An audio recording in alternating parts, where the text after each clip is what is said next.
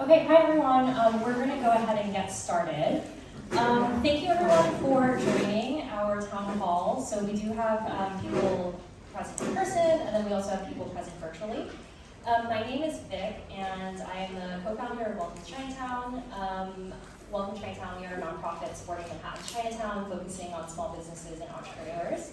And then I will turn it to our other speakers to introduce themselves. Hello. Hi, my name is Henry Ng. I'm an architect, and I have a small business design studio here in Chinatown on Elizabeth Street. And I've been working with Jan and other people in the community to look at the jail and with analysis, help with analysis, and helping to put together this alternate plan that we'll be talking about today. Hi everyone, my name is Jan Lee. I'm one of the co-founders of Neighbors United Below Canal.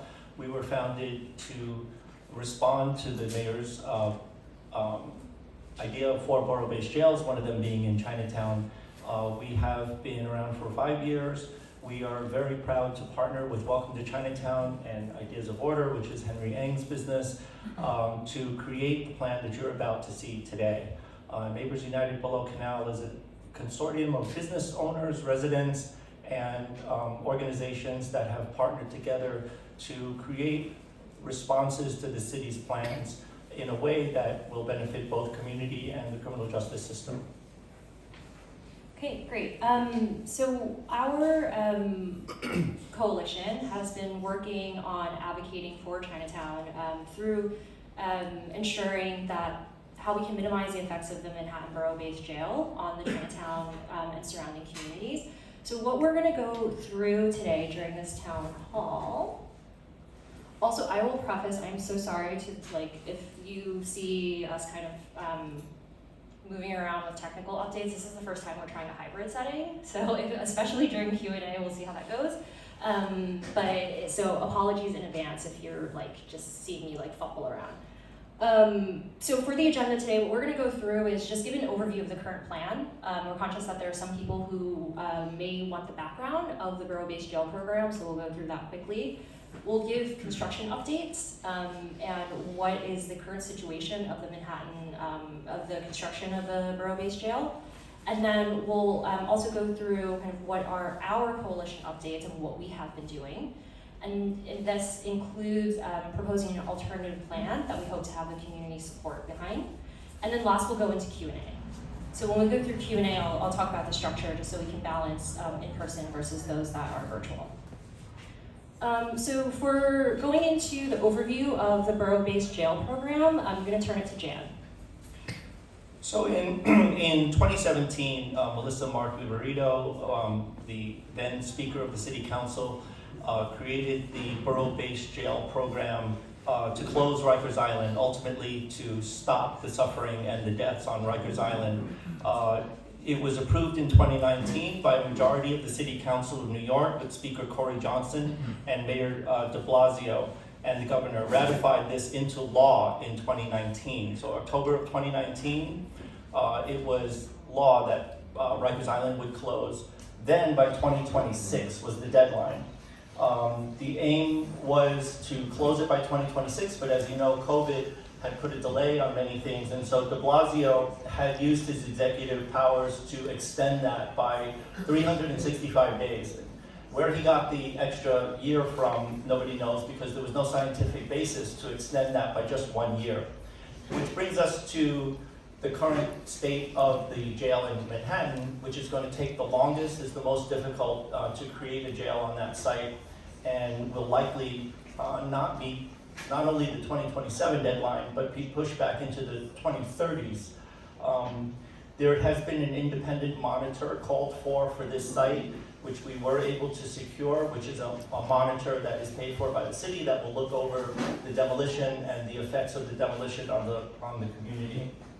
I'll stop here for the time being.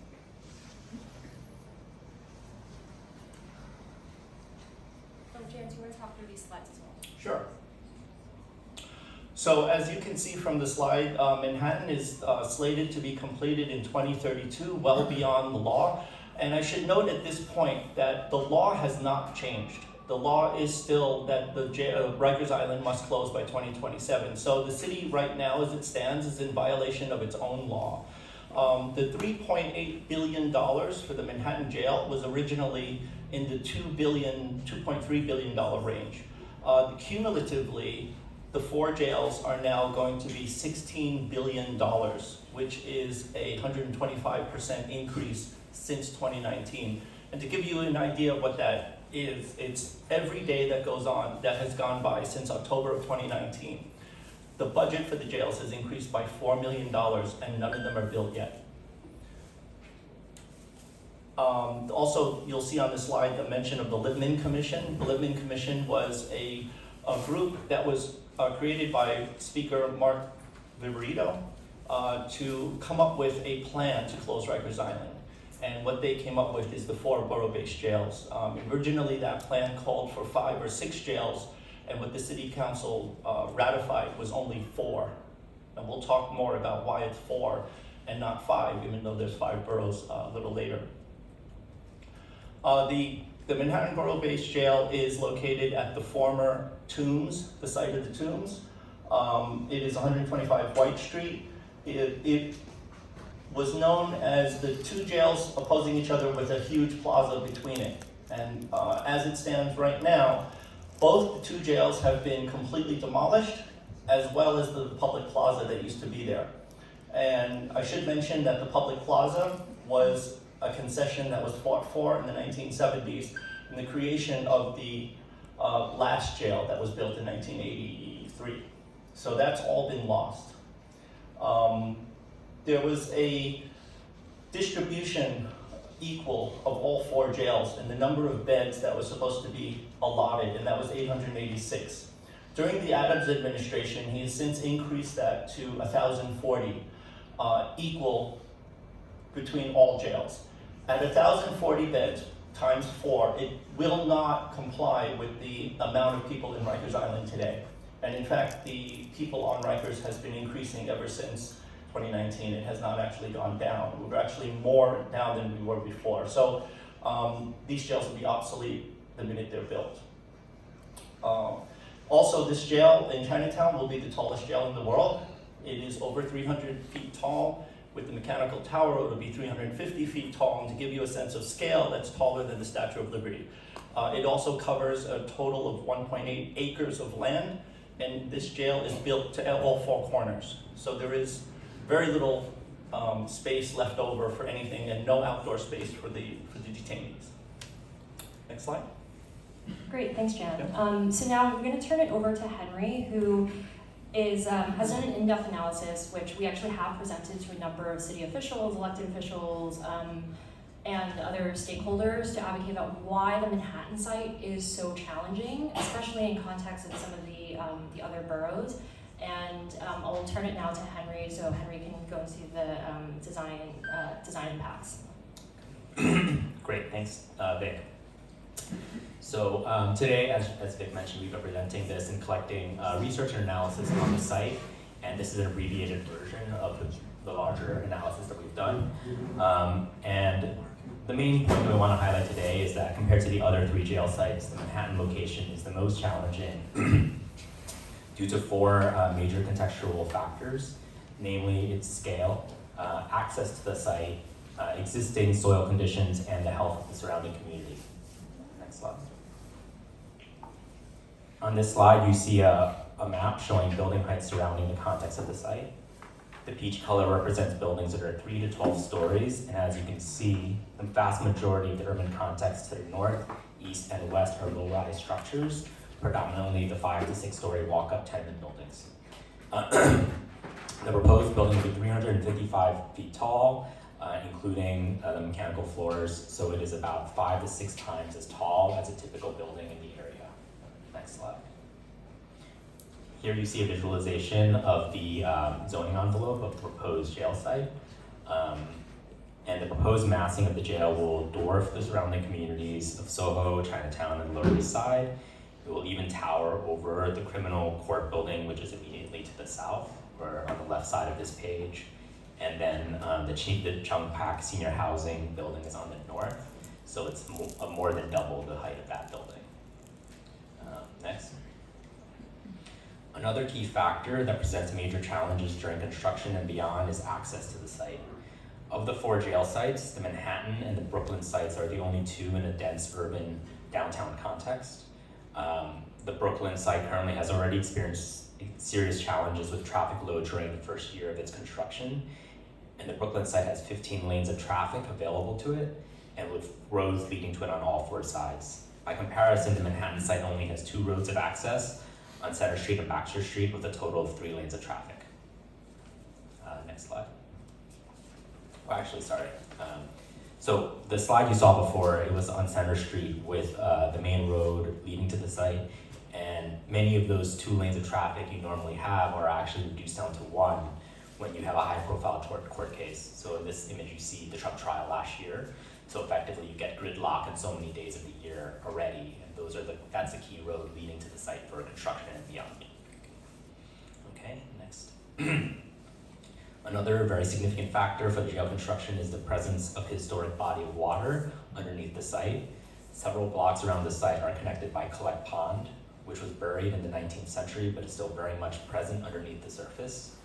The proposed jail structure requires by law that the construction of a 2-story cellar for underground parking, which will necessitate a highly risky engineering project which endangers the surrounding blocks that Collect Pond touches.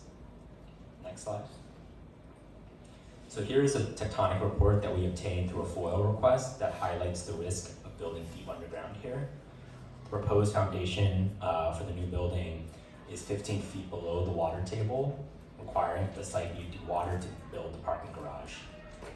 We've had a chance to review the city's proposed contract with the design build team, and in that document, the team acknowledges that this is a very high risk and likely very expensive endeavor.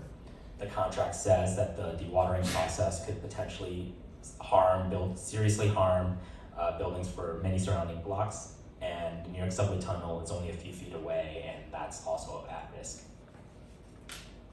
Next slide. On this slide, we've analyzed the age of buildings around the site. Many of these buildings are 100 years old, predating the oldest active building codes from 1938. They're very fragile structures, which are exactly the ones that are most vulnerable to the dewatering process. So to further illustrate the potential risks, we want to highlight 2 precedent projects. Several buildings on Franklin Street were damaged in 2023 through neighboring construction or were later condemned and demolished. That's the kind of fragility that a lot of these old buildings have in the context. On the right, you have DCTD Firehouse, which is a beloved historic landmark built in the 19th century, which is currently used as a movie theater and community space. It was seriously damaged in the 1970s from dewatering required for building a nearby courthouse, and you can still see the deep cracks in the basement foundation walls. So with that, I'll turn this back to Vic. Okay, thanks, Henry. So Henry has already highlighted essentially that the location, the size, the scope of this project will have and already has really profound impacts on the Chinatown community.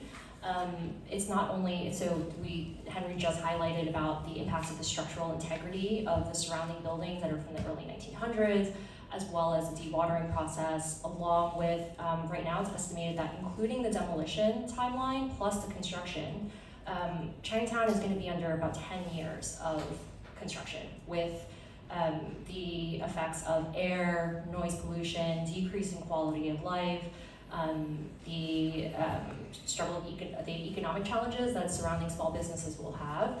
And certainly we believe that these effects are going to continue to contribute to displacement within the Chinatown community. And the last is, again, the economic, how this impacts tourism and business from a really historic neighborhood that already has a really socioeconomic fabric back from 9/11. The impacts from 9/11 are still felt within this community today. So what we have been trying to do is gathering community testimonies to be able to present them in a variety of ways. So I'm going to share with you all 2 videos that we have put together. We worked with a photographer. Her name is Ann Nguyen, who volunteered her time to be able to photograph these stories, while our team also interviewed them to collect what has been the impact thus far of the demolition of the Manhattan borough-based jail. So just give us 1 second to swap the microphone.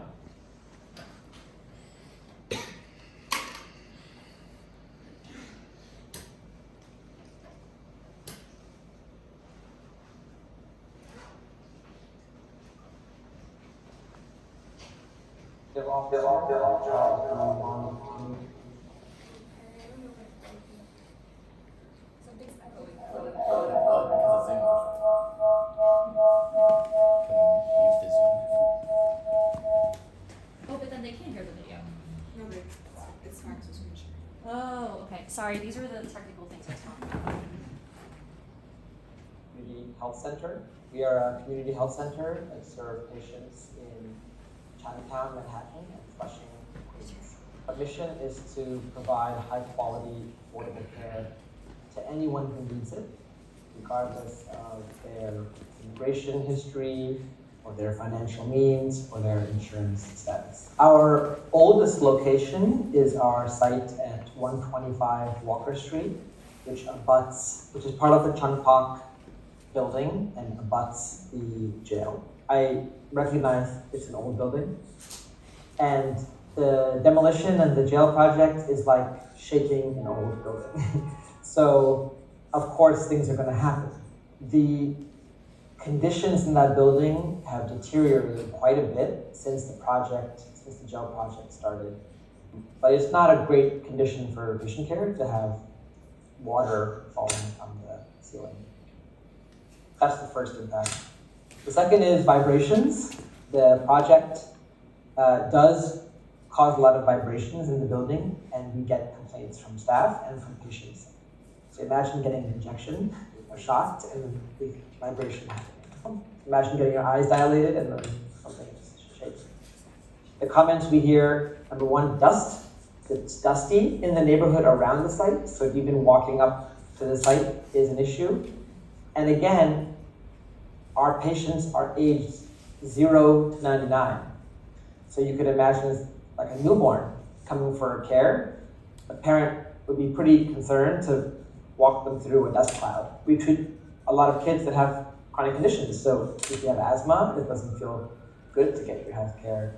When we made the decision to relocate our pediatric services, we moved our pediatric service to our building on Canal Street.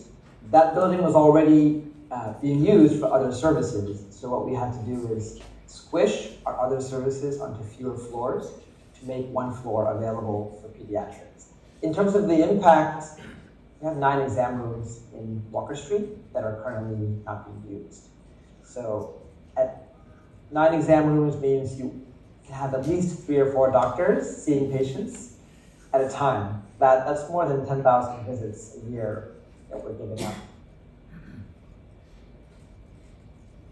And we just have one more video. 40幾年啦，差唔多50年。喺香港嚟到就住喺唐街，住到而家。佢未拆嘅時候咧，就即係唔會話成日震啦，又冇咁嘈。咁佢開始拆咧，就成日都好震嘅。有時都驚佢話咁震會唔會冧咧咁樣。佢冇聽喎，好似初未拆，佢話要拆，我哋好多人都反對㗎，但係佢哋一樣係咁一意孤行，係咁都冇理到我哋。即係跟住咁我哋話影響到我哋，咁佢哋亦都冇乜反應，都冇即係冇話有乜嘢可以解決啊咩咁，根本就冇。佢嗱，老實講，我喺呢度唐人街幾十年，即係比較習慣。你叫我搬去邊度，即係離開唐人街，咁我啲朋友啊，我去嘅地方都喺唐人街。如果我搬去嗰啲唔熟悉嘅地方，我就即係環境比較新，而且年紀咁大，適應力就冇咁好啦，係嘛？真係好難適應到。咁所以咧就唔希望話將我哋搬出去咯。啲90歲、90幾歲、100歲，你叫佢搬去邊先？全部都係老人家，係咪？咁唔係話即係個個都有地方可以搬㗎嘛？ We can unmute that. Thank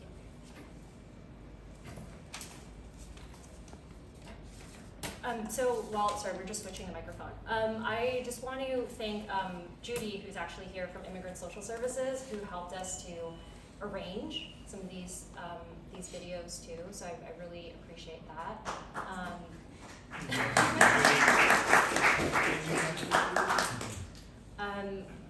Collecting these testimonials has been important so that what we really want to do is to be able to share these stories. Sorry, could you just lower it a little?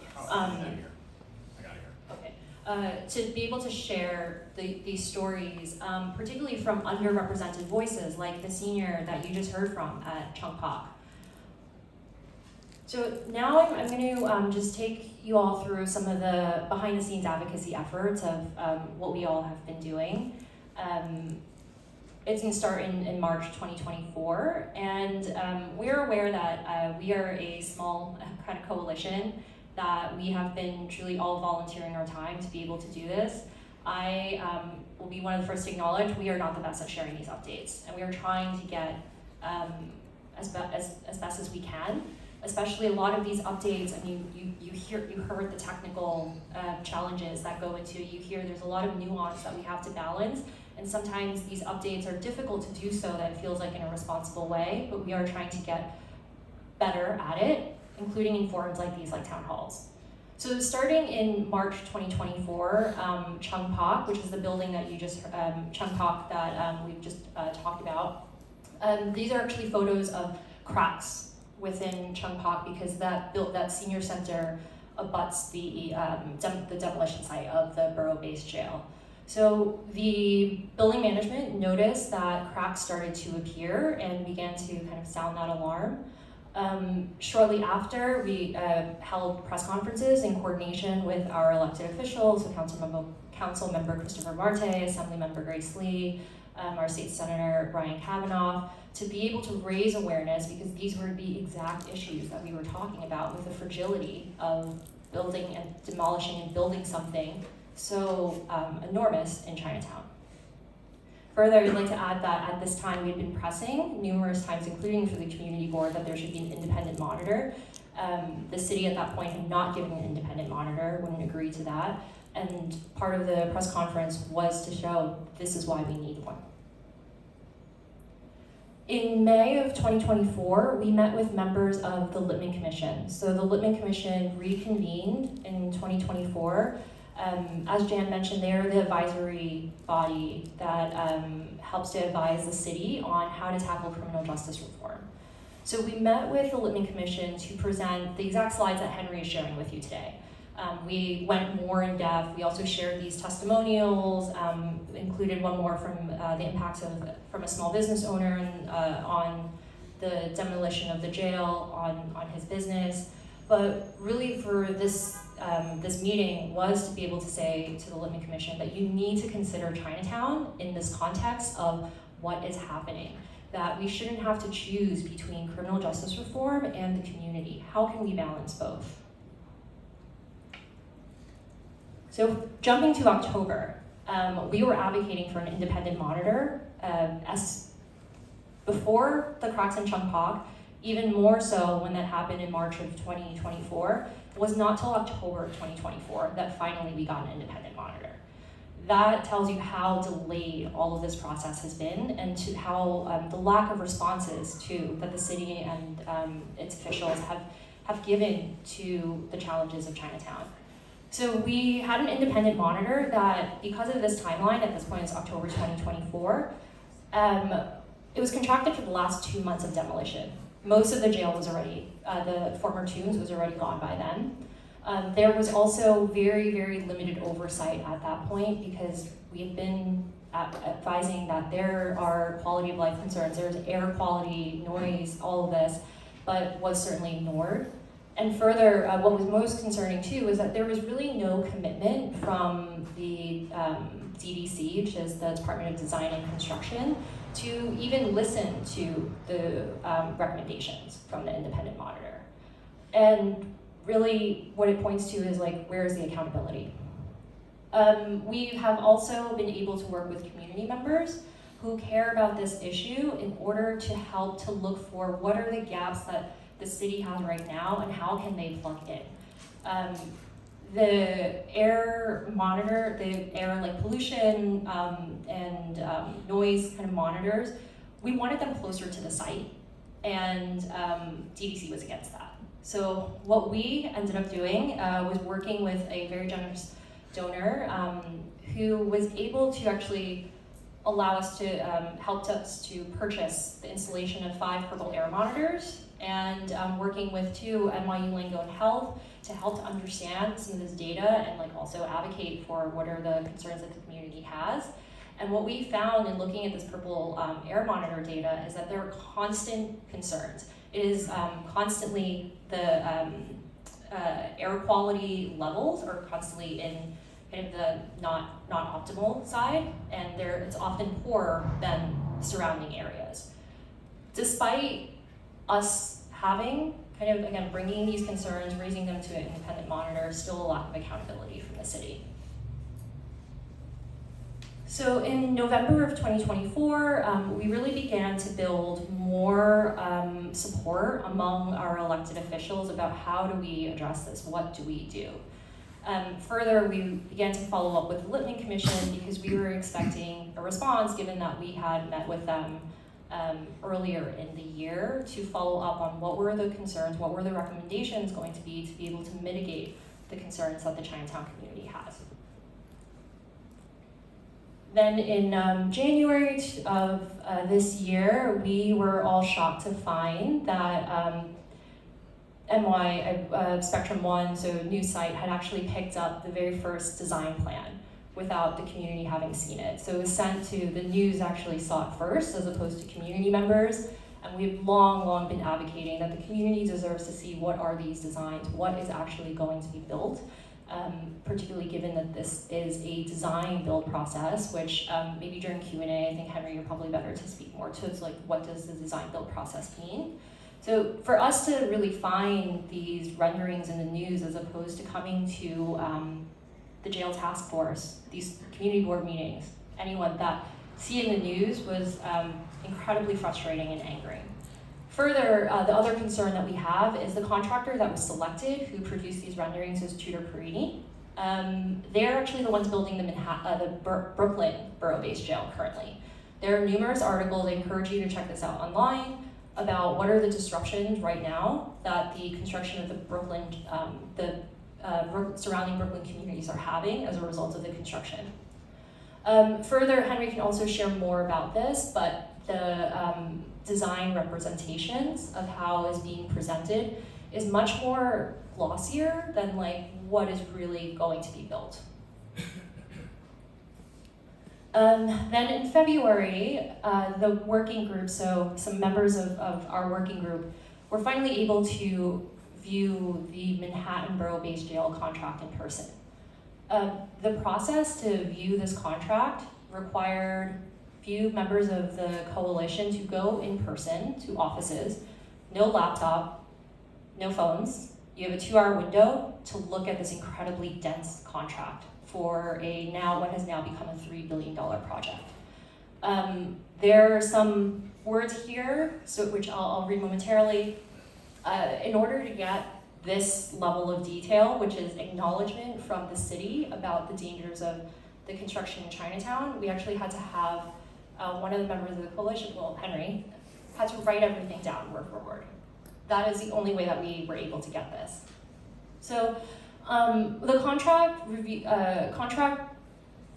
revealed the concerns that we had, which was that the city acknowledges, so I'll kind of just read here, sorry, I'm struggling right now. So ultimately, the design and construction of the new facility will require protecting adjacent structures and utilities during the work. That's the bottom right here. And then separately within the contract, also right, Henry was able to write, considering the presence of the former pond, this is the collect pond that was mentioned earlier, considering the presence of the former pond, lowering the groundwater elevation by 15 to 20 feet to construct 2 cellars without a cutoff system will require a significant amount of effort and will likely lead to drawing down the groundwater for several blocks beyond the site limits. Drawing down the water table will result in soil compression and settlement of structures that will most likely exceed the structural tolerances of the existing buildings and NYCT tunnel. This presents a major risk for delaying the project. NYCT can stop work if settlement exceeds allowable limits and for claims from NYCT and neighboring buildings. So this is in the contract of the acknowledgement of just how challenging the construction of the jail in its current form at 125 White Street is. I will also add too, more concerning about what was missing from the contract was the schedule of values, which assigned costs to the contract. So we're talking about a $3 billion contract that the city is about to spend on the construction, and there was very little, non-existent detail about how these costs are going to be assigned. And right now the process too is that the contract is currently under review, but it must be reviewed by the comptroller's office. At this time too, we also begin to discuss what does an alternative plan look like, particularly because, well, the former jail, the Tombs, is now, it's down. So in March of 2025, last month, we continued to just advocate, collect these stories. We did provide in-person testimony alongside Charles B. Wang, so Kaushal, who spoke in that video earlier, along with, again, Judy was able to kind of bring some of the seniors and share their impacts in a collective testimony. At a March 7th City Council meeting of the Committee for Criminal Justice and Committee on the Contracts for Joint Budget hearing. We also encourage the community to submit these testimonies as well. So from what we could tell, we were CC'd in about 17 testimonies that go on the record and are reviewed by City Council. Also in March, we finally hear from the Lippman Commission and their report is released. There is mention of Chinatown in the report. You can take a look, it is on their website. The report, though, fails to acknowledge or provide real recommendations about how to mitigate it. It acknowledges that there are dangers and that Manhattan is a unique site, but they do not take our recommendation to look at revisiting the size and scale of the jail. And we did publish a public statement on just our disappointment in the lack of acknowledgement from the Lippman Commission and more proactive efforts to be able to advocate for the community. One of the sentences we have there is the release of the Lippman Commission's March 2025 report confirms what many in Chinatown feared, that our community's concerns continue to be minimized. Closing Rikers cannot come at the expense of another historically marginalized community. We have not heard from them since. So now, after taking you through some of the timeline updates, I'm going to turn it to Henry to kind of present what we view as a more viable alternative community plan that will also lead to faster, more cost-effective, and safer timelines for closing Rikers. Thanks for that, Vic. So next slide. So, as Vic mentioned, we've been working on an alternative plan that we believe will help the city close Rikers more quickly while providing much needed housing and a smaller and safer building to be constructed at the site on 125 White Street.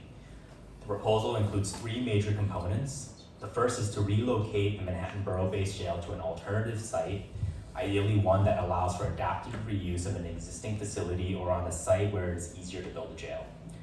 The second is to reduce the detainee population by relocating mental health beds currently allocated to the borough-based jails to specialized psychiatric facilities. And third is to build much needed affordable housing at 125 White Street, which will be smaller and safer to build than the proposed mega jail. The housing proposal would include outdoor green space that can support local businesses And overall, we believe that the project can save taxpayers billions of dollars compared to the current plan. One sidebar, with just to add to what Dick was saying with the $3.8 billion cost, just to put that in context, the skyscraper for Manhattan, for JP Morgan Chase headquarters is also about $3.8 billion. And the cost per square foot, it's a much bigger building, was about $1,200 a square foot. For this jail, it's about $5,250 per square foot. So it's almost 4 times the cost of the JP Morgan Chase headquarters. That's just some context of like what is going on here, and why is it costing so much. So next slide. So one attractive example of an alternative site is the Federal Metropolitan Correctional Center a few blocks away. This facility has been unoccupied since 2021, has an existing sally port, and convenient road access along Park Row. Adaptively reusing the MCC would save time and money, allowing the city to meet its goals without harming Chinatown. Next slide.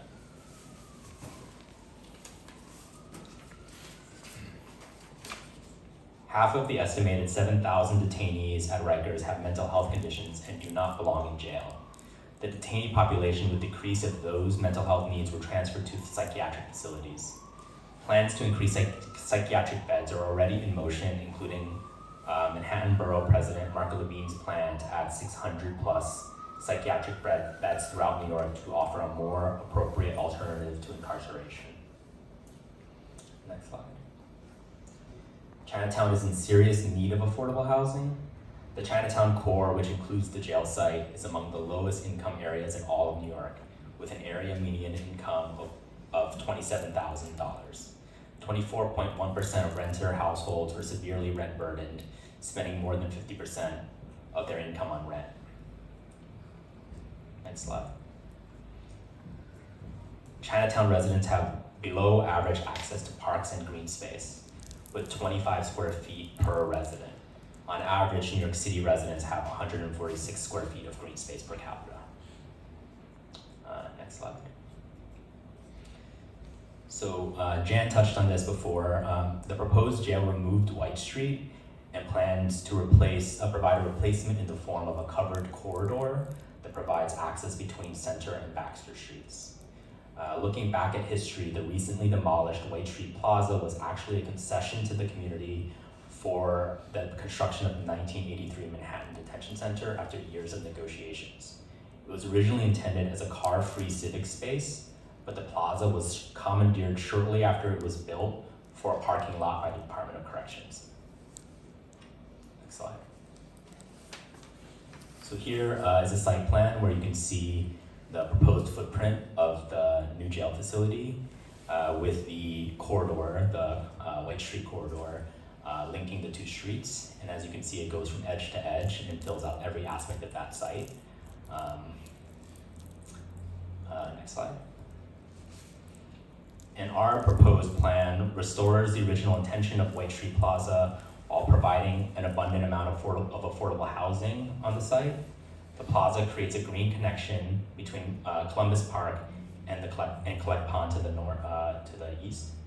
west rather, and can be a public space that includes an open air market, outdoor seating for retail, and lots of sunlight and open green space for the community. Next slide.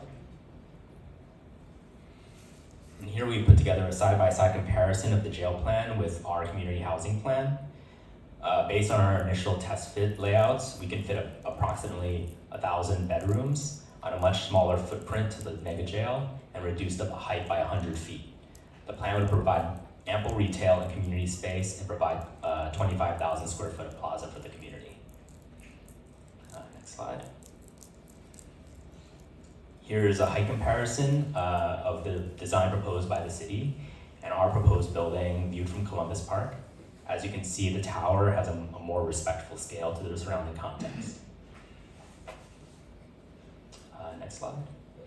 And here we have a side-by-side view of the proposed public space from the city with an open plaza, with the potential of an open plaza in that same location. Next slide. here's another view, kind of more detailed of that White Street corridor, which, as Nick mentioned, there's a lot of kind of smoke and mirrors in this image to not make this look like a 200-foot long tunnel, which is what it is effectively. And then next slide. And here's a visualization that we made of what is the potential on that site. If we have a truly public plaza that is for the community with affordable housing on the same site. So, thank you, and I'll turn that back to Vic. So we will, I'll resurface this later, but we do have a petition that we are starting today to encourage people to be able to sign on to essentially ask the city, or really demand of the city, to stop and relook at the existing Manhattan Borough-based jail, because it's not working. And instead, support the alternative community plan, which is, let's look for an alternative site that makes sense, that is going to be more cost effective, easier to build, and not destroy Chinatown. So look for an alternative site to be able to meet criminal justice reform goals, and in turn 125 White Street, the current site of what is being proposed as the Manhattan Borough-based jail, turn that into affordable housing that is much, much needed within the Chinatown community. So I'll surface this petition later. We'll also be publishing it online. Our team will also follow up with everyone who has RSVP so that you can see the petition. But what I do want to do is now turn it into for Q&A, as well as anyone who may have testimonials to share. I realize the presentation is quite dense, so perhaps if we can, I think, structure first, maybe just comments first about questions about the kind of demolition and current jail timeline. If we could go that portion first, and then we'll go the second portion for questions. We'll focus on questions about the alternative proposal. Vic, let me, Yeah. if you, I just want to indulge me for just a second. Yes. First of all, the slides that you saw regarding the vision for this were generated from the community of Chinatown. You know, NUBC, welcome to Chinatown. We receive comments all the time from the people who support us, but also just residents and people who live in the area. Overwhelmingly, now that the jail site is flat, it is a piece of land, 1.8 acres. Overwhelmingly, the community has come to us and said, this is ready to be housing, not jails. And so we are responding to what our community and what many people have said is really needed in the community. So Chungpak residence, which is on the current jail campus, has a waiting list of 4,000 people on their waiting list. So there is a huge need, and that's just Chungpak. There are other housing projects that have waiting lists as well. So it is no mystery that we are calling for affordable housing in our community. Some people might say whether or not it's too late. You've lost the opportunity to change gears. To that we say no. This is absolutely the time.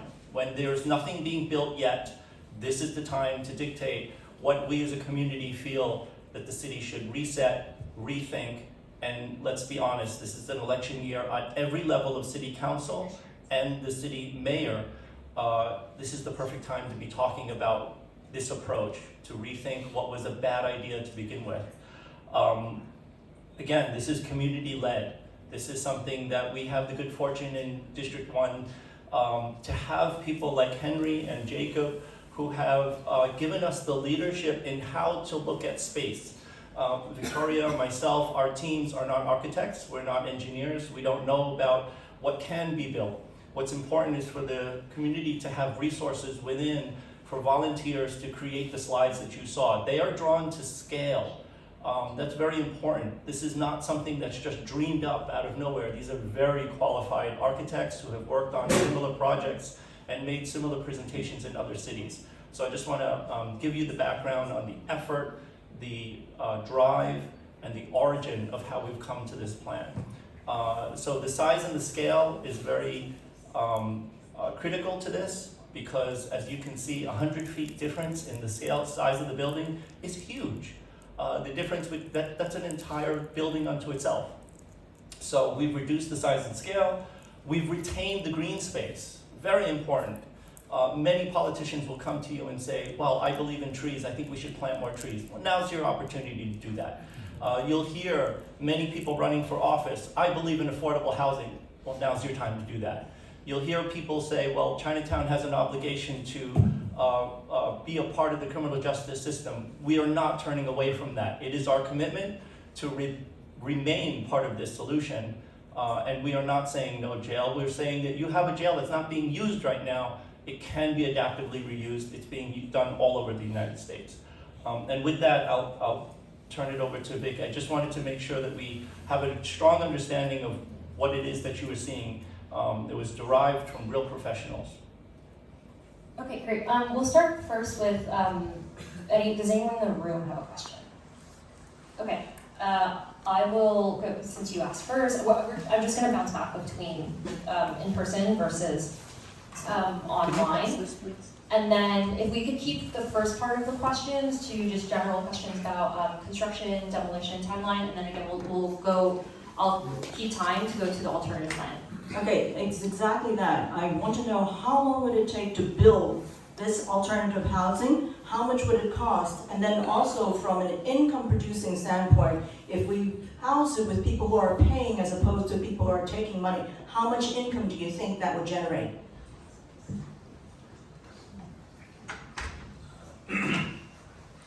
I think it's all really good questions. I think the potential on the site is it's not been the numbers haven't been crunched to that level of detail, but I think when you see that it can generate about 1,000 bedrooms and it can provide significant affordable housing, I think there's just so much opportunity to build and develop that site.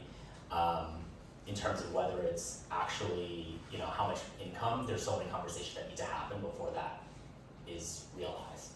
I would also add that politically, we can shoot for the sky, we can ask for everything, but we have to be grounded in reality in the political environment that we work within. And I want to mention that we are working closely with the land planning department of Christopher Marte's office, who has been sort of grounding us in the reality of what can actually happen. So we do have those ideas in our head also, price comparisons. I should add that it costs $565,000 per year to keep one person incarcerated. So our plan also calls for a better use of rehabilitation facilities. For instance, Mark Levine is talking about Randall's Island. 90% of it is not being used. So if we can lower the incarceration by 50% by moving people to the appropriate types of help that they need and not jails, we will reduce the costs for the city also. But Vic, did you have someone else you wanted to? Yeah, I'm going to float to a question that was asked online, which kind of segues into what piggybacks off what you just said, Jan. There's a question: where is Councilmember Christopher Marte in this situation? He's our council member and seems absent from providing or creating any sort of plan. So I know we do have a representative from his office. So Connor, do you want to take that question? Hi everyone. My name is Connor, Councilmember Christopher Marte's office. Thanks for having me. I would reiterate that the Councilmember is supportive of this plan and wants to realize the affordable housing and also a solution for the site that is not this mega jail. He's been an advocate against the jail since far before he took office. So we're really excited for this kind of proposal to move forward. We want to be supportive however we can. Great, thanks, Connor. We can take another question in the room. Liz? I'm just curious, you guys kept mentioning the budget and how the city has been way over budget. I'm wondering, it's probably a two-part question, but one is, how is the city getting funding for this? And are there, I love hearing about this proposal, but I'm thinking about other avenues. So are there financial restraints that we can apply pressure there where that can also be helpful? Do you want to take the first Sure. part of the question? This project is being funded primarily by bonds, municipal bonds, which is a difficult thing. If you create a bridge or you create a building like a cancer hospital, oftentimes you'll find people willing to purchase bonds because those are things that are surefire things. It's less people invest in building jails. And so selling municipal bonds connected to jails is actually a tall order. The other thing is that there's interest. When you build things with bonds, just like if you were to build a house and you would start paying a mortgage right away, the interest on this will go generations deep. So is this the right way to spend money is the big question. If you build housing, as was alluded to, you actually create wealth within the community, but also there's possibilities of this plan of having retail space that will also generate business and tax money for the city. So that's a good question. It's going to be paid mostly by bonds.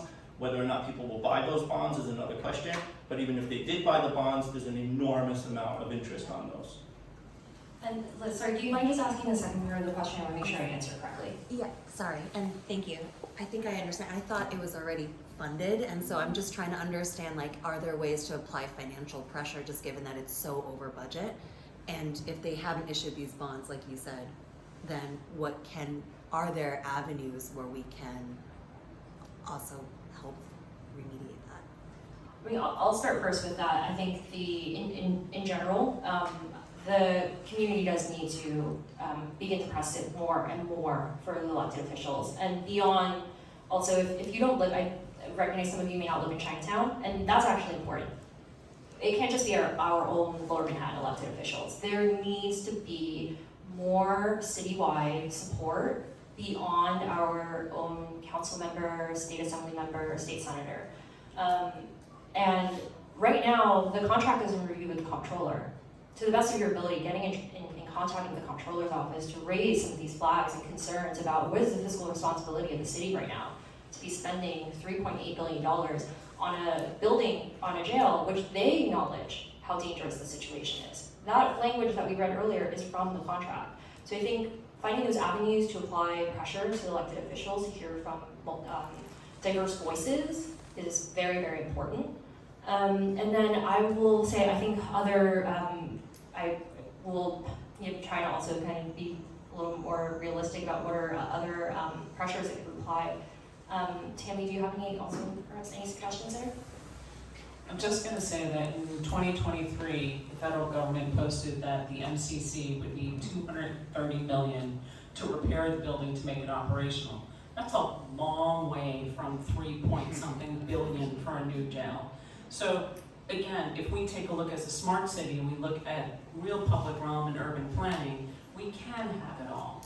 So we can potentially work with the federal government to rebuild that site, repurpose it, make it larger if it needs to be larger, expand it. It's already in a secured zone. It's not like it's affecting people left, right, and center. I mean, those on Center Street will feel it. But the other thing I want to note is not only do we need affordable housing, but imagine all the things that we try and squeeze in that would be helpful.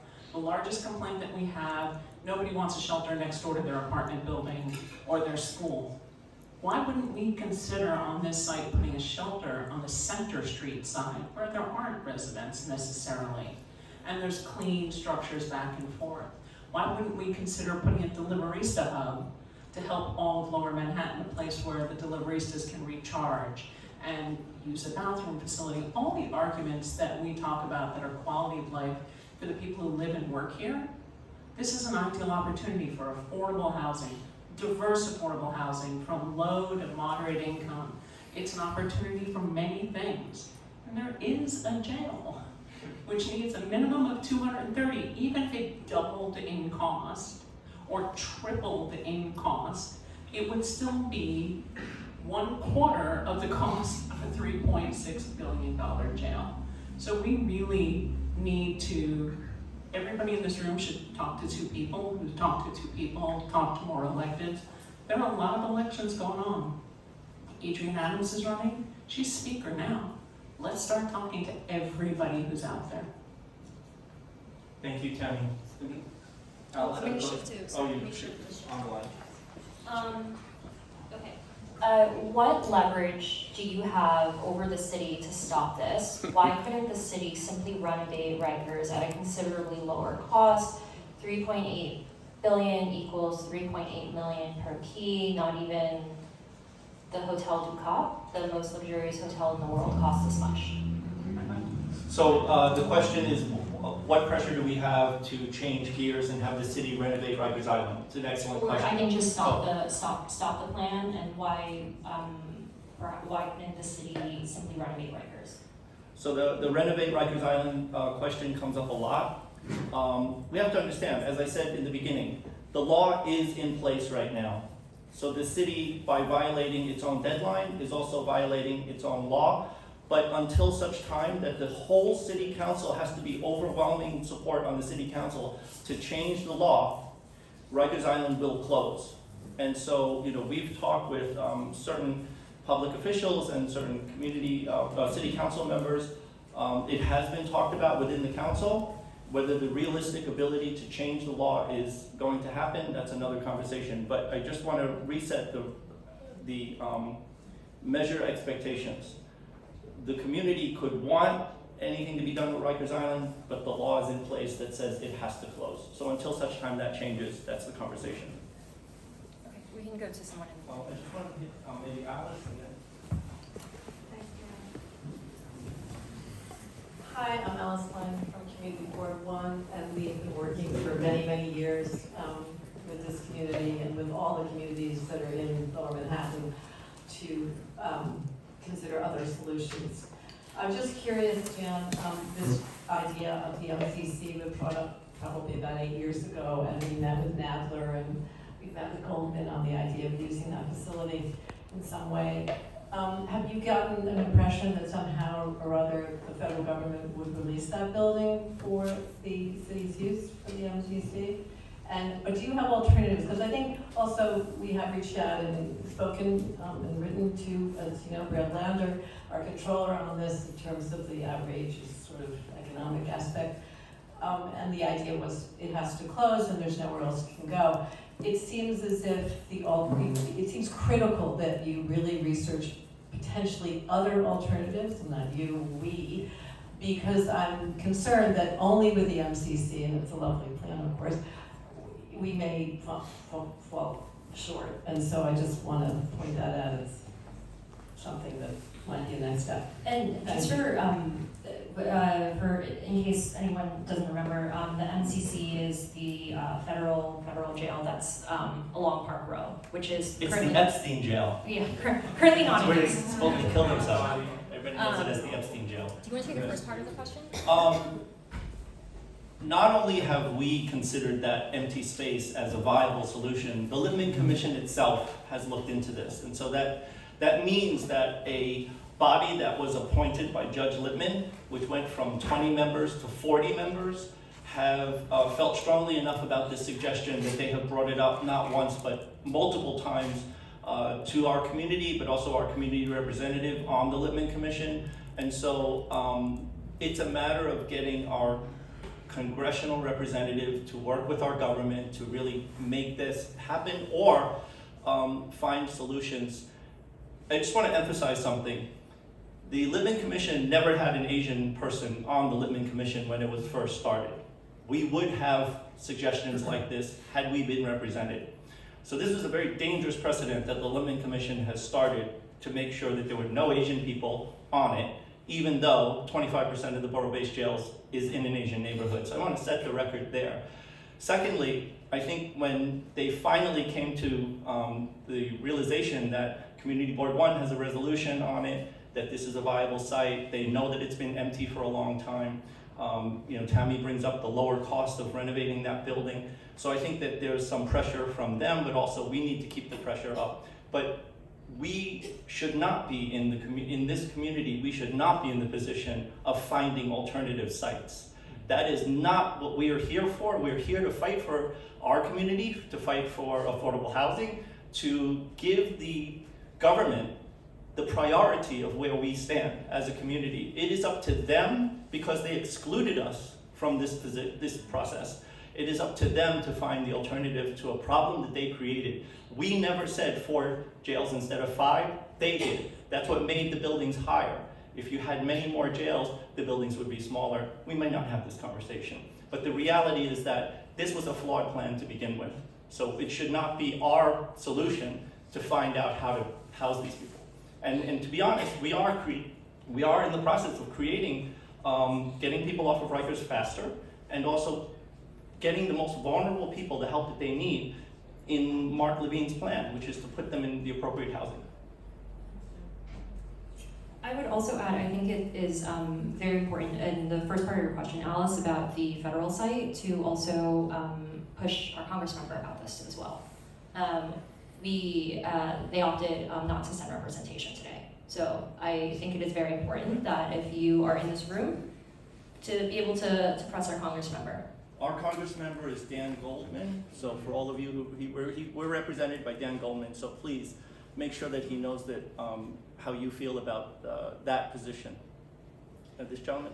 Hello. Oh, sorry, I'm just gonna jump back. Oh, we'll go back to you. Hold that thought. So the next question is, could either the state government or federal government step in to stop this madness?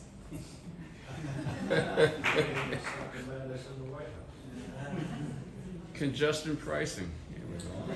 Yeah, it's there's a lot of things in play. I mean, well, first is Rikers is going to be under federal receivership, so not sure how that is a factor.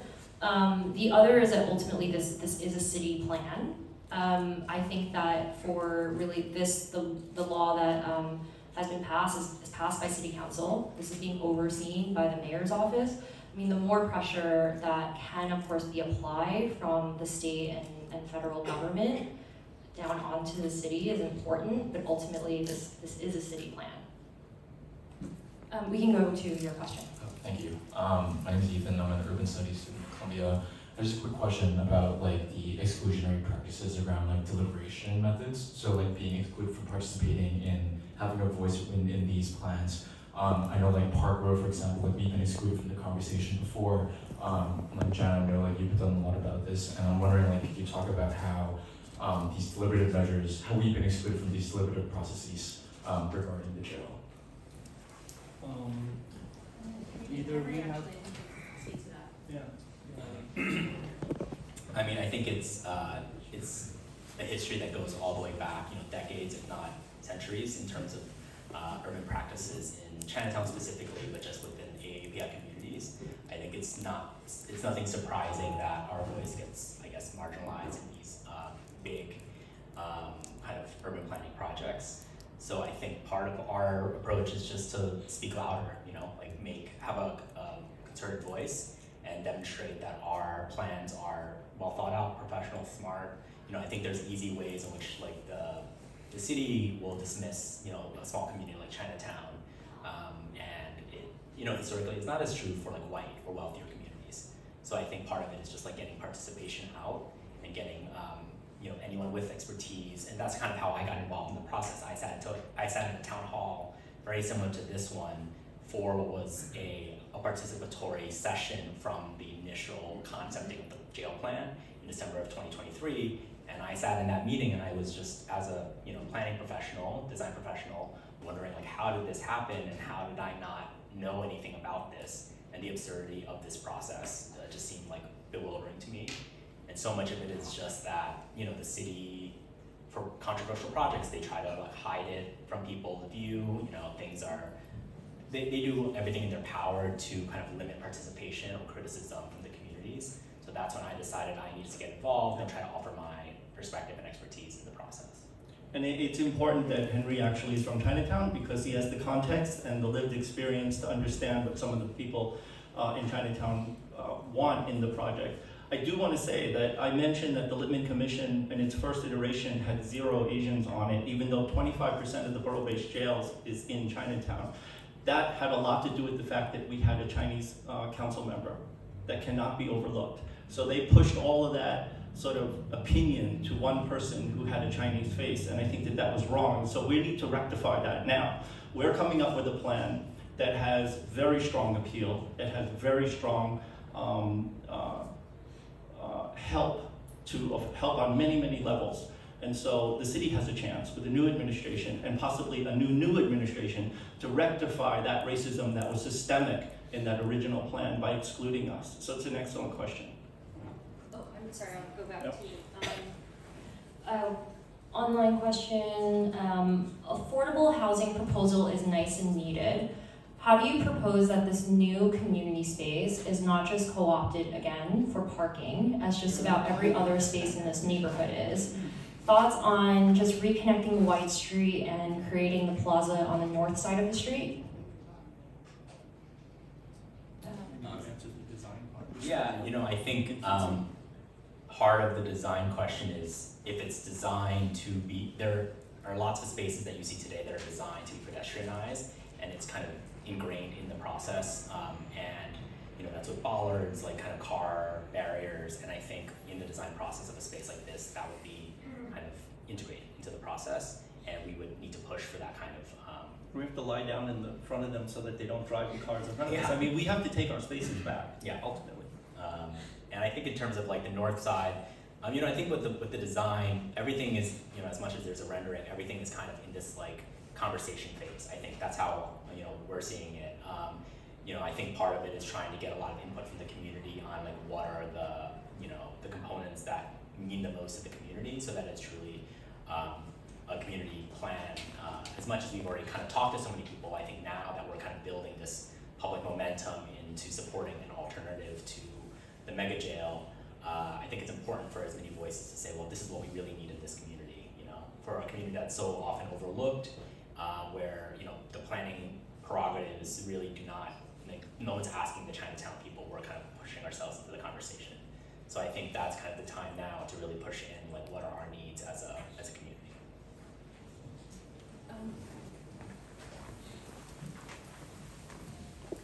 Hi, I was just wondering, when we were talking about the negotiations around the White Street Plaza and the corridor and how that was a concession after years of negotiation in '83, I was curious what was effective back then in that concession and us being able to get that space that we could learn from and replicate this time around. And there's a gentleman right next to you, maybe we can just pair up, because just for the consideration of time. Did you have questions? I did. Okay, so I want you to go. Okay. I was wondering, in addition to the financial pressure that was raised by a few people here, what considerations about legal avenues we could pursue? There have been a lot of things around like building codes and the ecological impacts, even if it's to like file an injunction or to like delay the process. I was just wondering what considerations have been on that front. That's an excellent question.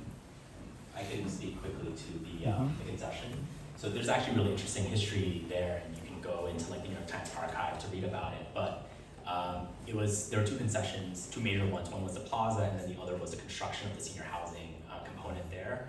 And people in the community at that time, local leaders, organized, I think it was 27,000 garment workers to strike at the same time within the community, and it was kind of broadly like televised, it was in the news, and I think that got Mayor Koch at the time to really recognize that the community's voice mattered in this process, and it was deeply inequitable to have this happen to this community. So I think, you know, that's a lesson in politics, I think. And there's a beauty to the fact that this has come full circle, because Judge Randall Ng is the only Asian person admitted to the Lippman Commission.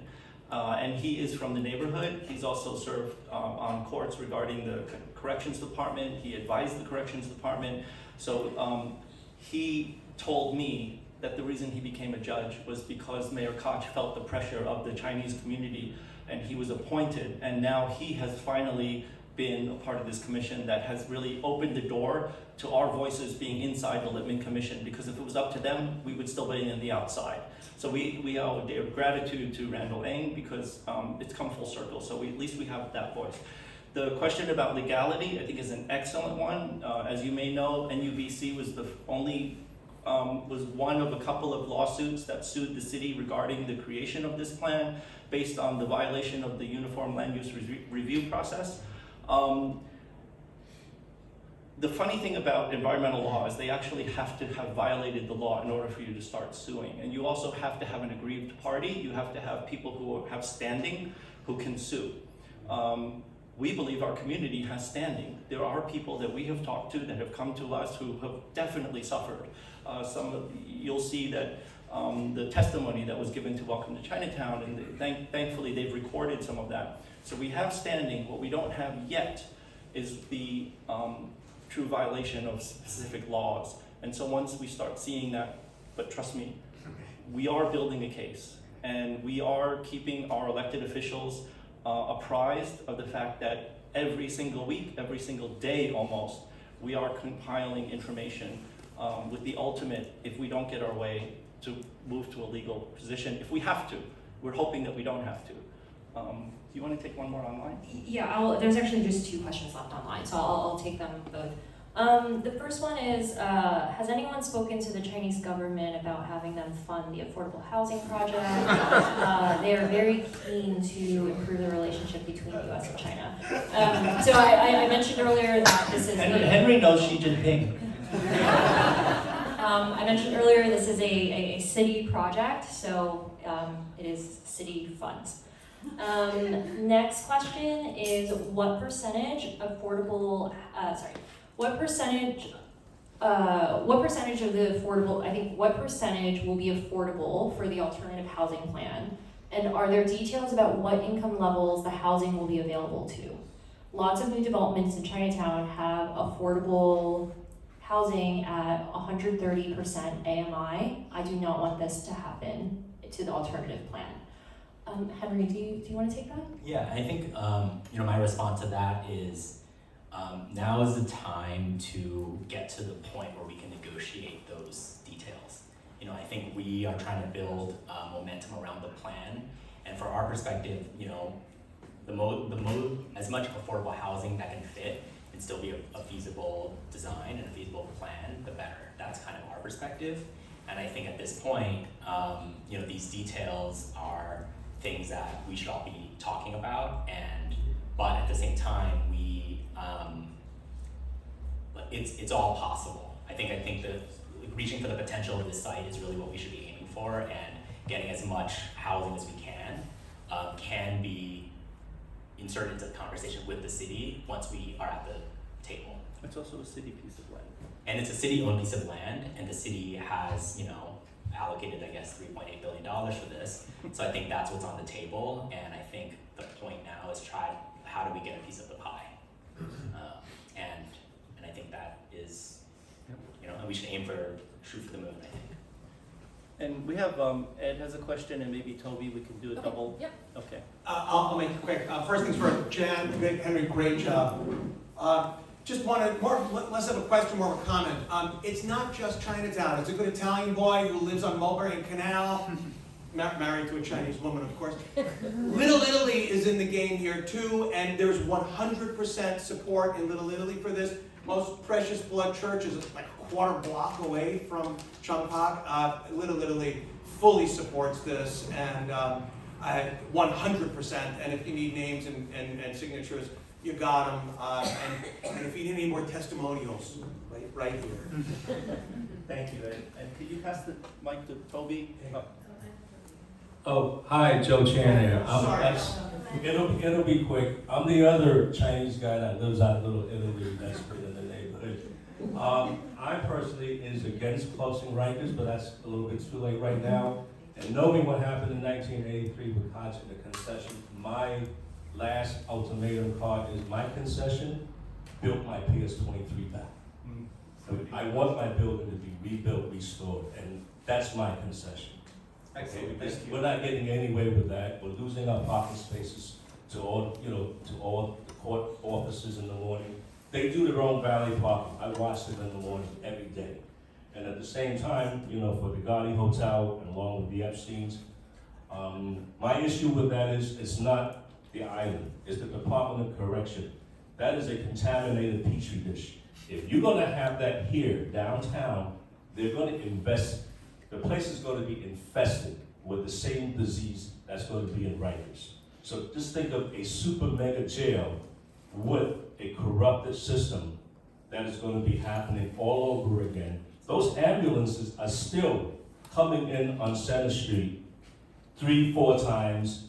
If anybody ever lived here and walked the dog and just see the neighborhood, they're averaging at least 3 to anywhere between 5 EMT trucks every day, every 2 hours. So the thing is, my concession, I want my PS-23 rebuilt. That's my concession, because we lost the other side. Thank you, John. Thank you, Excellent. Oh, sorry. No, I just was wondering, did we hear from any of the candidates? They. So putting candidates on the hot seat is kind of our forte. As you know, Vic Lee has really gathered together elected officials on so many issues in Chinatown, not just the jail issue, but on economic and the financial health of Chinatown. And it's a matter of leveraging our networks of people, and so many of you in the room are valuable to elected officials because you guys vote and you also have networks that are valuable to them. So with that, we are going to, in the future, very near future, have a mayoral forum where we're inviting all of the people, and there's a lot of people running for office, but the mayor's office, there's a lot of people running for mayor. We're gonna have a mayor's forum combining street safety, the jail, Park Row, and homeless shelters, so that we cover a number of issues for the elected official, for the mayor candidates, because that's where I think we have the most leverage. Do you want to take one more online first? No, we're done online. Amy? I feel like I've been around the block so many times about this jail with all of you. And I mean, it was a boneheaded plan to begin with. And I think nobody disagrees that Rikers is a terrible place that needs to be closed down. But the plan that they came up with is just completely ridiculous. I mean, the time spent demolishing 2 jails in dense urban communities has kind of pushed the timeline so long that now there's like no prospect of any of these jails coming online before Rikers is to be closed. And I was out there with many of you when Eric Adams was campaigning, and he stood there on the Manhattan jail site and said there will be no jail built here. So this idea of like currying favor with new mayoral candidates, I mean, they can lie and come in and not do what they said they were going to do. We've also heard when Eric Adams came into office saying, well, this timeline is out the window because these jails will not be finished by the time we have to close Rikers, so we need a plan B. Has he ever come up with a plan B? To me, this is the plan B. If we can prove it can be done cheaper and faster, and while they're building these jails, all those people who were in the Brooklyn Detention Center and in the Manhattan Detention Center, where have they been put? They've been put in that horrible place, that's so horrible, it has to be closed, Rikers.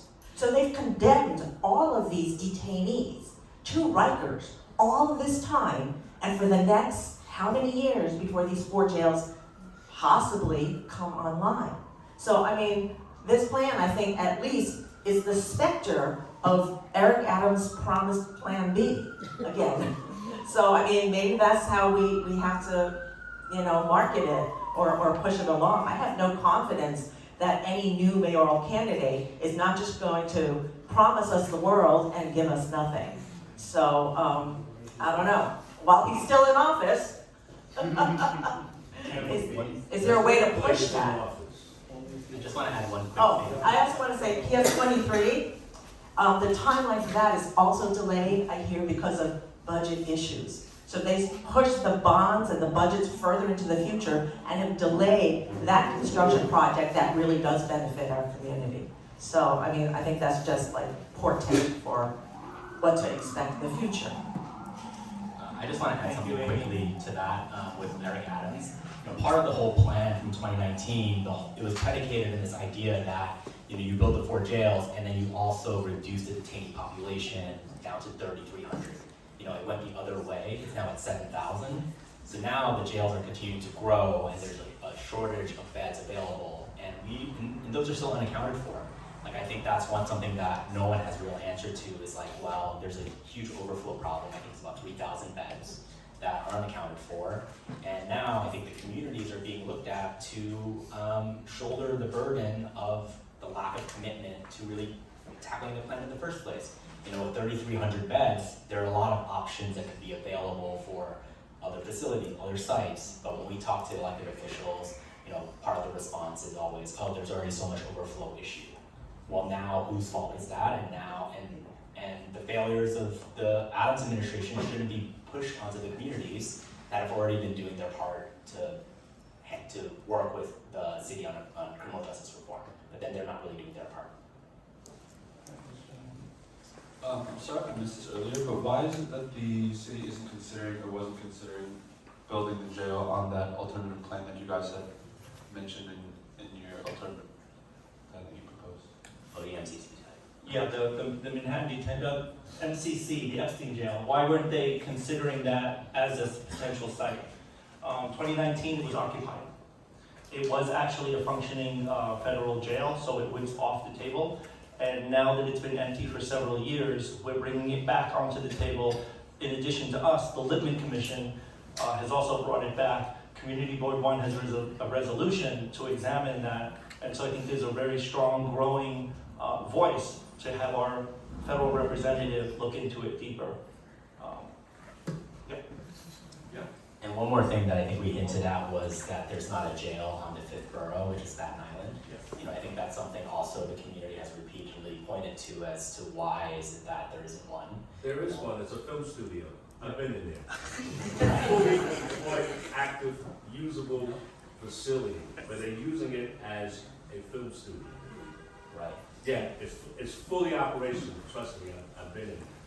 And not allocated to help with this detained population. It's So, you know, I think that's something that. Because the police vote over there. They live in Staten Island. We don't vote.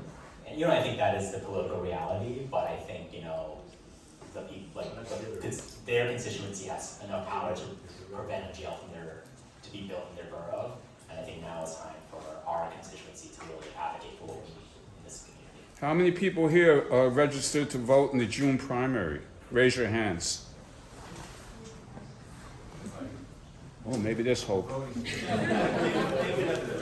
Hi, I just wanted to share something on with the Bowery Alliance of Neighbors. The section about the dangers of destabilization, I could not help but remember when that hotel, that high-rise hotel, 1/2 block down, was constructed in 2009.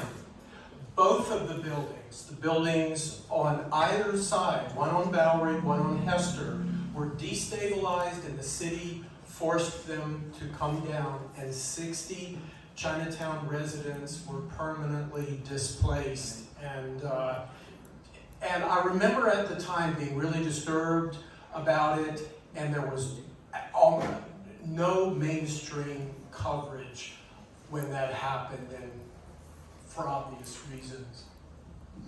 Thank you, David. That was actually a very traumatizing time for us.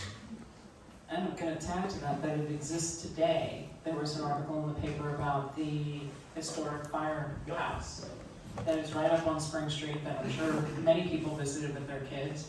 It is in jeopardy of being eligible to be demolished due to the construction of the Disney headquarters next door and destabilized the building and its foundations to the point that it is suspected as not repairable.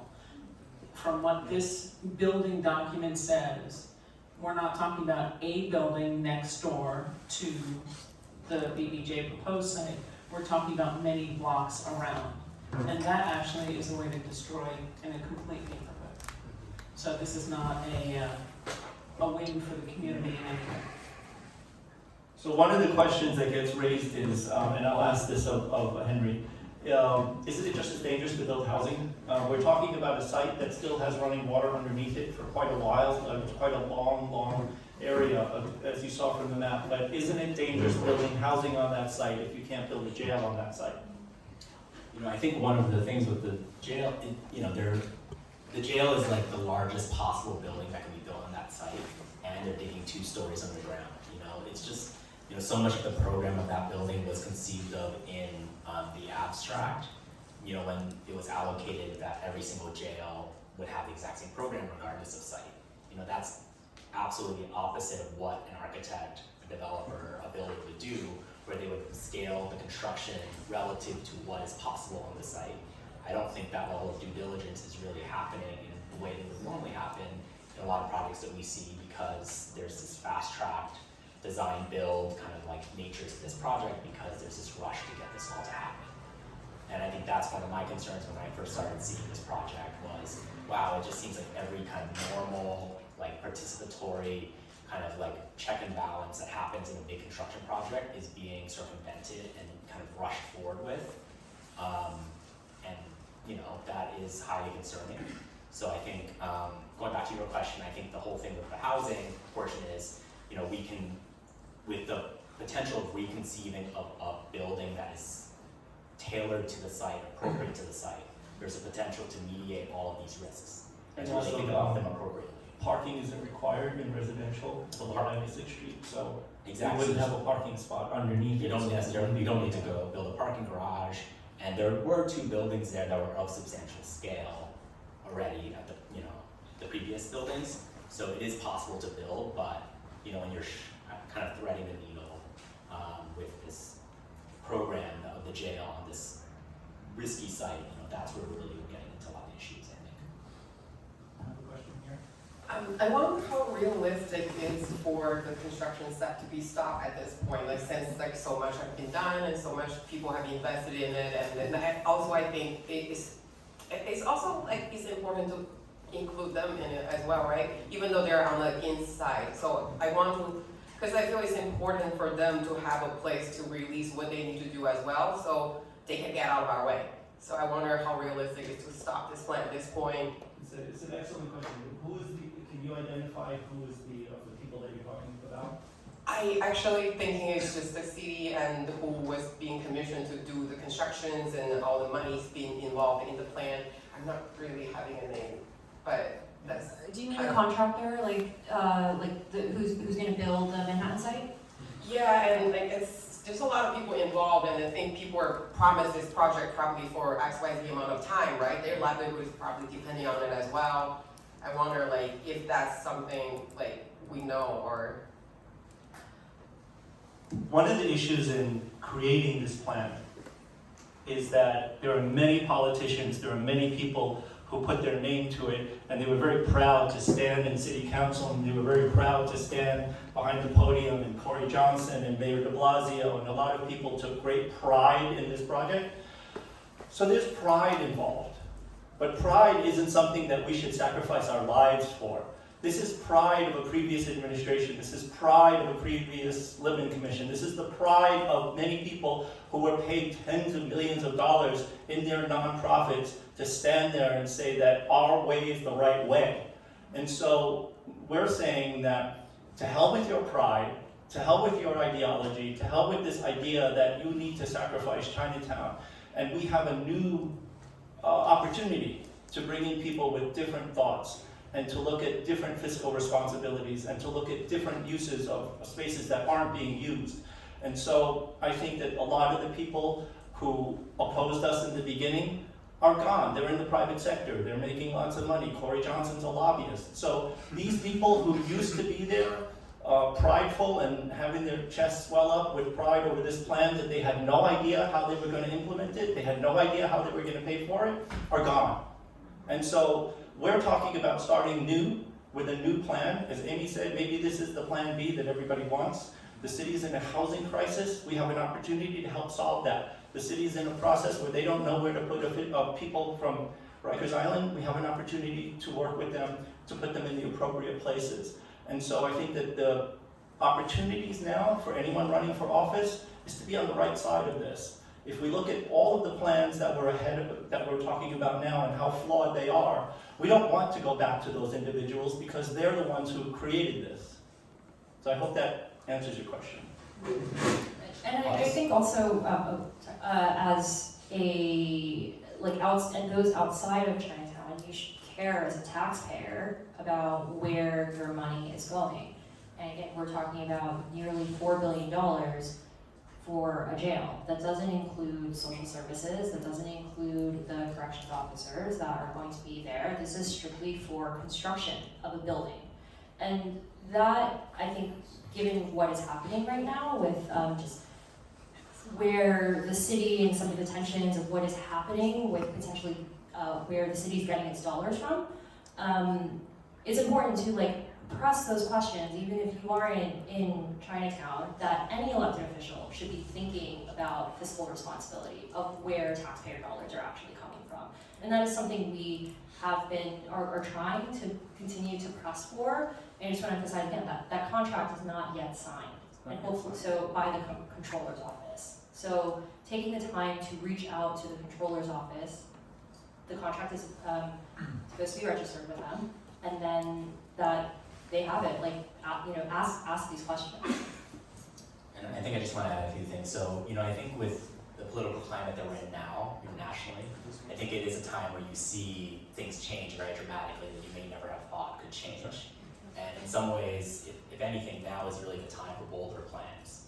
Plans where, really political will, community voices, all of these things can kind of do so much and change things that seem like they're inevitable, I guess. So I think from our perspective, it's never too late. And I think actually, in fact, now it's also opportune because of the election coming up, everything, and with the failure of the ability to close Rikers. The plan has already failed. I think that's something that everyone has acknowledged, all elected officials. So if the plan has already failed, continuing to move forward as if nothing has changed seems bananas. And I think, Adrian Adams is already coming out attacking Eric Adams for never even seriously considering the plan and not kind of following the plan. So I think it's time for radical rethinking from all perspectives and any creative thinking that can actually be leveraged to provide a solution that improves that works for everyone. I think that's really what we're looking for. I want to also just give you an idea of the people who are behind, the loudest voices behind the borough-based jail plan, the Ford Foundation, the Vera Institute, Just Leadership. When you start to accumulate the annual budgets of those organizations, it's $4.7 billion a year that they have to spend to fight us in Chinatown. So I just want to give you an idea of, you said, well, who are the people who are behind this? Shouldn't we be concerned about them? They have $4.7 billion a year to fight against us. They're very much afraid of our community coming out and doing what we're doing, to come up with a logical plan that's contrary to what they have invested so much in. I will say this, they are less and less important in this conversation. Our community has really risen up because of people like you who show up and write to our congressmen and write to our elected officials. Right now, we want you to write to the controller to stop signing that contract. But $4.7 billion is what we're up against a year. Karen?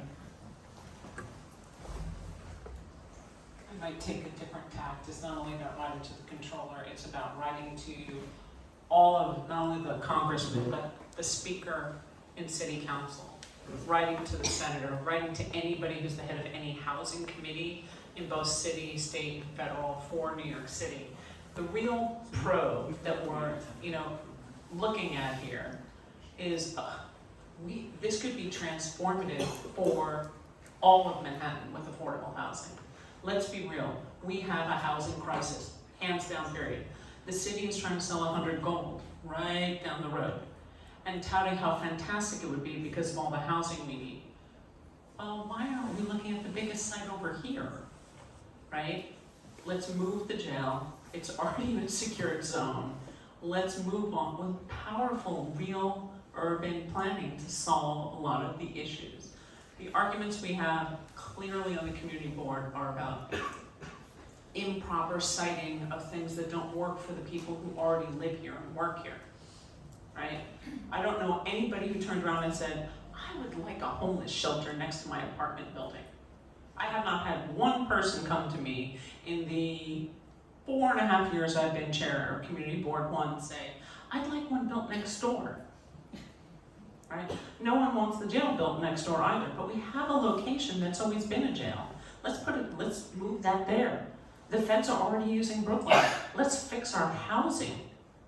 If we need to put a shelter, I don't want to put it next to anybody's apartment building. Let's put it on the Center Street side in front of the courthouses, where no one's going to care if the ambulances come up and down all day.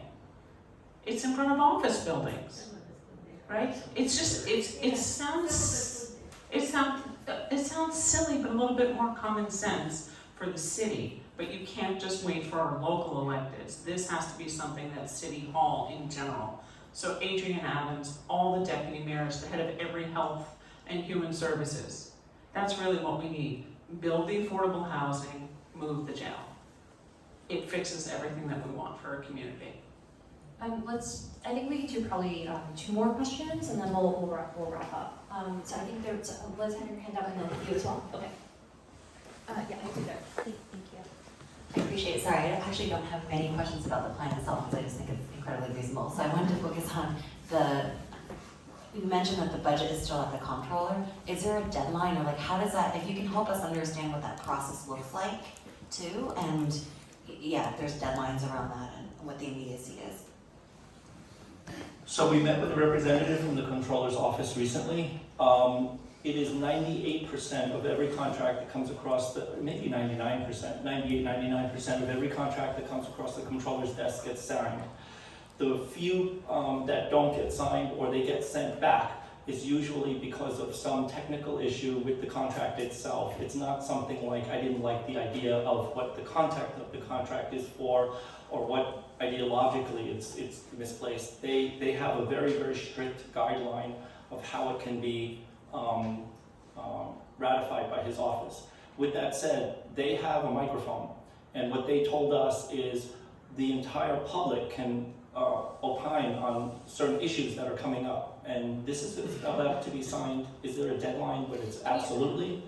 I think procedurally, it's once a contract is sent to them, I think they have 30 days. But they did give us an opportunity to give them questions that they can then ask the PDC. Yeah, what I'm not sure yet is when they have it in their hands. So it's typically 30 days, and then at that point it gets sent. It gets signed, and then that's when the contract is like made public. But also, it's important to note that there's a provision in the contract for the city to walk away. There's not. We had a chance to review the contract, and it was specifically, we found a provision that says the city is not required to fulfill the contract if they can walk away at any point. So I think it's not reversible. It's reversible, I think. Yeah, hi. Thank you so much for this presentation. I've been hearing about this jail for quite some time, and I just didn't even realize the depths to how much the city honestly screwed Chinatown over with it. So really appreciate the thought that went into it. My question is, what are some of the challenges that you guys are encountering with just getting more people to care about this? Because I feel like when Elizabeth Street Garden was being demolished, I felt you heard a lot more about that than all the coverage over the years about this jail. And I do remember seeing there was like a group of people who tried to block the construction and were arrested, but I remember oh, okay. But I remember watching the news coverage, and there was not that many people, and I was just kind of like, I don't know, I don't think, you can talk to anyone about this project. I don't think anyone thinks this is a good idea, but I don't see this kind of reaction of we have to stop this, even though it's so logically, I would even argue ethically, so wrong to do this. So I agree there needs to be public support. I feel like you guys can't be the only ones coming up with an alternative plan, which to your point should not even be your job, galvanizing the community, galvanizing support, getting people to vote. That's just too much. So what is the challenge in just getting people to care about this? And also, what do you need from people who are like us who do care? And in addition to writing and voting, what's really needed to do something about it? Yeah, thanks. That's such a thoughtful question. I mean, I'll answer it from what I personally feel. And first is, Jan has been involved in this for five-ish years. I think myself maybe about 4-ish years. There isn't instant gratification when you're doing this work. And I think that most people, when we've done, we organized roughly 1,000-person protests at the time, back in maybe 2021. And kind of leading up to when we knew that the jail was going to be demolished. And there was turnout, there was momentum, and so forth. But when these types of projects, when you're talking about constant activism, and I think I applaud people in the room who've been doing this for so long, for decades. that how do you sustain momentum? And I just feel like that is a kind of a critical, like just overarching thing that I don't have the answers to. But I do think that it is important in trying to distill more about, okay, how do we communicate these things? How do we find the right levers? How do we activate people to think about what are the different ways in which people care about this? Because it has been really challenging. Like this is so like going into the level of depth that we were talking about with like the design, construction challenges, then there's like the cost element, but then also how do you balance the need for criminal justice reform and de-incarceration? And like trying to figure out how to kind of distill this and where are the talking points to kind of different people. I think we're still trying to unlock that. And I think that there is a lot of opportunity for people to kind of get involved, you know, raise their hands and just say like, hey, I'd love to work on this. It's how do we continue to sustain the momentum is important, and you know, are there opportunities, to your point, like can we connect with press? There are certain people within press that they know and they do try and cover those stories. Stories get suppressed. We post things on our social media. Our algorithm shadow bans us often when we're talking about this like that, when we're talking about things like the jail and so forth. So we have to figure out kind of where are there levers to be able to like tap different audiences. And certainly if anyone wants to get involved, like please after, I'll be sure to give my contact information. We're also here, so you know like where to find us.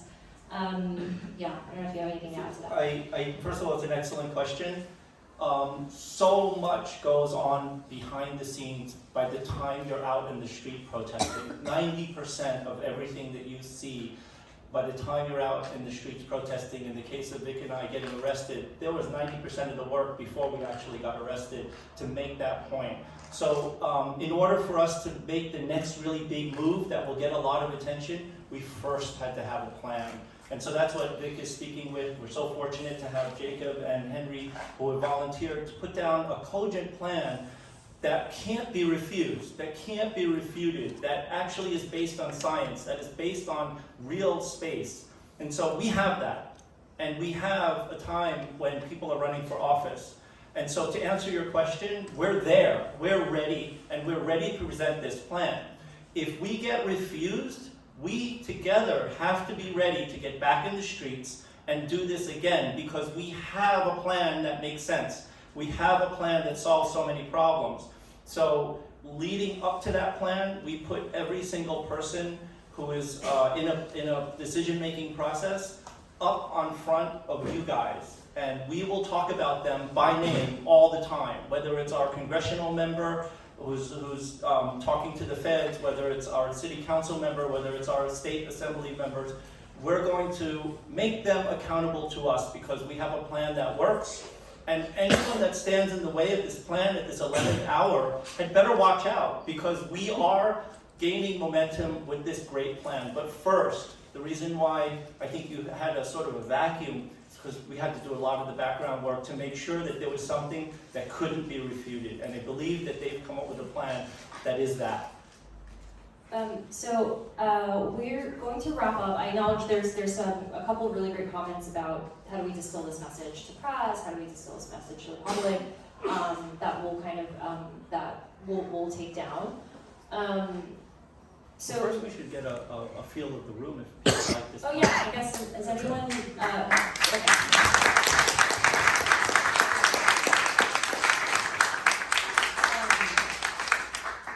Great, well, Is the plan available for like? We are going to now start circulating the plan. You're the first Yeah, people we did to not see feel it. comfortable Yeah. socializing the plan publicly without actually the community getting input. Right. You guys are first. So it will be shared. Next steps on our part, everyone who has registered to attend both in person and virtually will send a follow-up email with a link to the petition. We encourage you to start sending that petition out. We'll also plan for kind of how we more broadly begin to share this out and gain momentum. The other thing that Jan and I, we were just sidebarring on, is we will also share emails of our elected officials that you can reach out to. I can also share some like suggested language that you can use, but I would suggest trying to the best of your ability just to making it in your own voice. is important, and if anyone is interested in getting involved, helping us to volunteer, spread the word, volunteer, also your expertise. I mean, I'm so grateful that Henry and Jacob were willing to raise their hands to participate and create this alternative plan. We'll also make sure that my contact details are in there so that we can get you plugged in. And if you walked in but didn't actually register and would like the follow-up emails, please make sure you just check with Kat so we have your email. But thank you everyone, I really appreciate your time. Thank you.